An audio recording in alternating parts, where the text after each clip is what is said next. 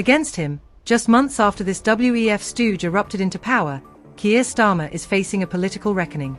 Apparently, after what was touted as a free and fair election, it appears that democracies no longer work in accordance with the will of the people, which is literally how democracies are supposed to function.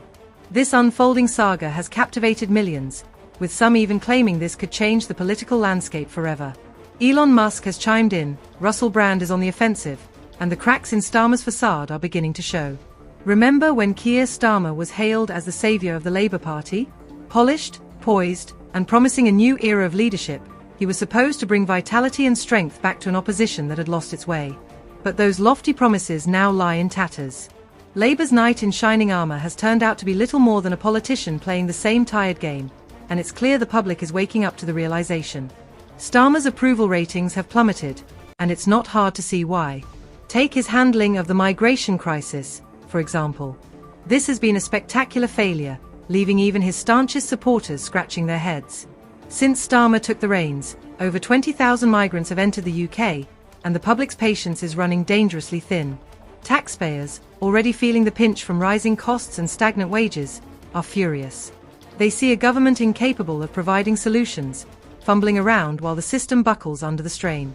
And yet, Starmer continues to act as though nothing is amiss, brushing off criticism as though it's coming from an unthinking mob rather than a deeply frustrated electorate. But it's not just immigration where Starmer has fallen short. His stance on free speech has ignited a firestorm of criticism.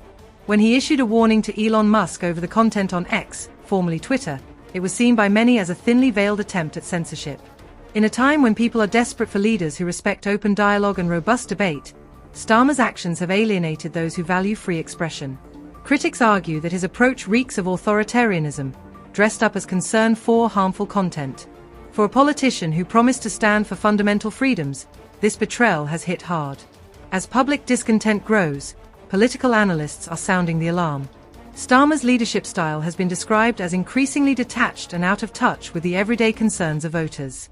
What once felt like a fresh start for Labour now feels like a rerun of old, tired politics. Starmer's inability, or unwillingness, to connect with the people he claims to serve has left a gaping chasm between him and his electorate. The promises that once electrified his base now feel hollow, leaving many disillusioned and angry. Enter Russell Brand. The comedian-turned-political commentator has not held back in his scathing critique of Starmer. In a blistering video that's already making waves, Brand has accused Starmer of being nothing more than a puppet for the global elite, labeling him a WEF stooge and calling into question everything about his rise to power. Brand doesn't mince words, and his accusations are damning. He argues that Starmer's ascent was engineered by a system designed to stifle real change, ensuring that only those who play by the rules of the establishment ever get close to power. Brand's critique doesn't stop there. He's taken aim at Starmer's handling of the migration crisis, pointing out the immense strain it's placing on public services. Housing, healthcare, schools, all paid for by the British taxpayer. Every new arrival, Brand argues, adds to the growing pressure, making Starmer's assurances that the situation is under control sound laughably out of touch. Brand's words resonate because they echo the frustrations of millions who feel abandoned by a government that seems more interested in virtue signaling than solving real problems. Free speech is another battlefield where Brand has called out Starmer's hypocrisy. His criticism of Starmer's warning to Musk about controlling social media content strikes a chord with those who value unfiltered expression in the face of increasing censorship. Brand argues that the more Starmer pushes for limits on speech, the more it feels like an overreach, one that could backfire spectacularly as public resistance grows. In an age where social media connects and amplifies voices, Starmer's attempts to control the narrative may only serve to unite his critics against him. Perhaps the most damning part of Brand's critique is his take on Starmer's arrogance.